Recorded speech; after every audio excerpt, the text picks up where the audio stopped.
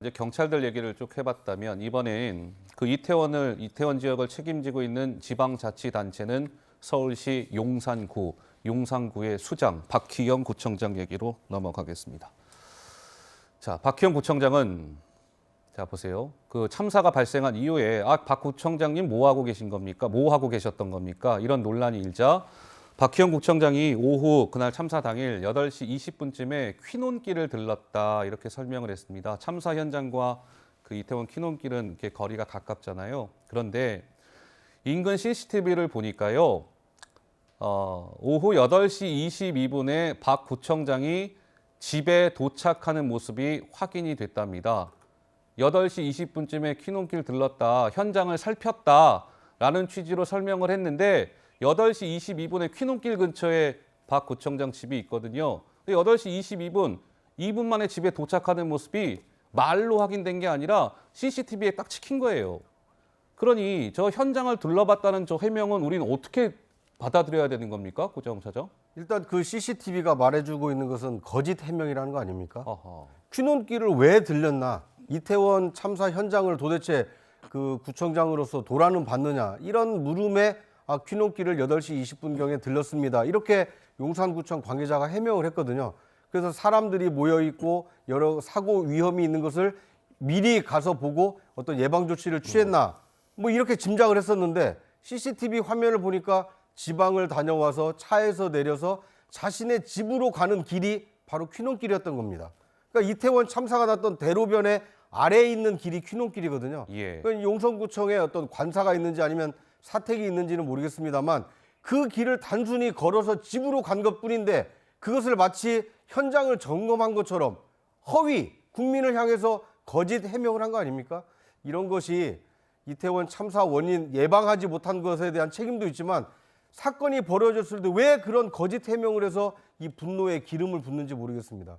저는 앞으로 이 공직자들은 많은 국민들이 예의주시하고 있습니다. 말 한마디 행동 하나 그 거짓에 대해서 다 이 CCTV라든지 아니면 관련자 증언을 통해서 다 확인이 되고 있습니다. 예. 진실을 말하시는 것이 오히려 빠르게 이 사태를 수습하는 길이다. 이걸 좀 그 마음에 새겼으면 하는 바람입니다. 박희영 구청장은 참고로 그날 사고 현장에 밤 10시 59분에 도착했습니다. 첫 신고는 10시 15분에 들어왔는데요. 참사 현장하고 박희영 구청장 집하고 거리가 매우 가깝습니다. 뭐 걸어서 가도 뭐 금방 가죠. 걸어서 가도 한 뭐 2, 3분이면 갈 수 있는 거리입니다. 예, 2, 3분이면 갈 거리인데 신고 접수는 10시 15분에 들어왔는데 10시 59분에 현장에 도착했습니다. 그러니까 이게 우리나라 공조직이 경찰, 소방, 그다음에 구청, 이게 지방자치단체 이게 국민의 안전, 치안을 유지하는 그 단위 아닙니까? 그런데 이분들이 이렇게 큰 대형 참사가 예고가 돼 있고 실제로 벌어졌음에도 불구하고 전혀 비상하게 움직였다라는 움직임이 조금도 지금 드러나고 있지가 않습니다. 예. 경찰청장에게 보고를 하는데 문자 전화가 안 되면 112 순찰차라도 빨리 캠핑장에 가서 흔들어 깨워서 빨리 조치를 취해야 되는 거 아닙니까? 그다음에 이임재 서장의 경우에는 차가 막히면 걸어서 뛰어서라도 빨리 현장을 확인하고 적절한 지시를 내렸어야 되는 거 아닙니까? 그리고 관할하고 있는 구청장이라면 이렇게 사람들이 모였을 때 행정관서의 힘만으로 안 된다면 경찰과 소방에게 지원 요청을 해서라도 이런 사고를 막으려고 노력을 했어야 되는데 어느 한 기관에서도 책임지고 이런 사고를 예방하기 위해서 노력하지 않았다는 거. 저는 이것이 지금 대한민국의 안전을 위협하고 있는 가장 큰 위협 요인이 아닌가 하는 생각이 듭니다. 그런데 박희영 용산구청장이 과거에 상을 받았습니다. 한번 보실까요? 물론 최근 일은 아닙니다만 2014년에 박희영 용산구청장이 용산구의회 구의원을 지냈던 모양입니다. 그래서 2014년에 구의원으로 활동했을 당시에 국회 안전행정위원장 표창을 받았습니다. 그랬던 분인데 이 대형 참사 앞에서 박희영 구청장의 이번 대응을 보면 과연 저 표창을 받을 만한 자격이 있었던 분일까? 고개를 갸우뚱할 수밖에 없습니다. 네, 저 상은 도대체 그때 뭘 갖고 줬는지 아니면 뭐 그 이후에 변할 수도 있었겠지만은 저는 그렇게 보지는 않아요. 기본적으로 자치 행정을 끌고 나갈 만한 자격과 자질과 능력을 갖춘 분이냐 그 부분에 대한 의구심이 듭니다. 물론 선출직입니다. 그런데 용산구청장으로서 해야 될 일을 전혀 하지 않았다는 게 너무 지금 다 밝혀지고 있기 때문에 이제 문제점을 지적하는 건데요. 예를 들어서 집하고 사고 현장이 2, 3분 거리로 아주 가까운데 사고 첫 소식, 첫 신고가 들어온 지 한 44분 만에 도착했다는 것도 알고 봤더니 인근 주민의 문자를 받고 구청장이 갔다 이런 얘기가 있어요. 박 구청장이 현장에 그 참사 현장 간 게 구청 뭐 공무원들로부터 보고를 받아서 간 게 아니라 가장 먼저 인지한 것은 예. 인근 주민으로부터의 문자였다고 한 보도가 있었습니다. 그럼 용산구청의 직원들은 도대체 뭐 하고 있었던 겁니까? 구청장한테 그런 긴박한 상황 보고도 안 하고요? 그러니까 경찰뿐만이 아니라 구청도 많은 문제가 있다는 게 밝혀진 거죠. 예.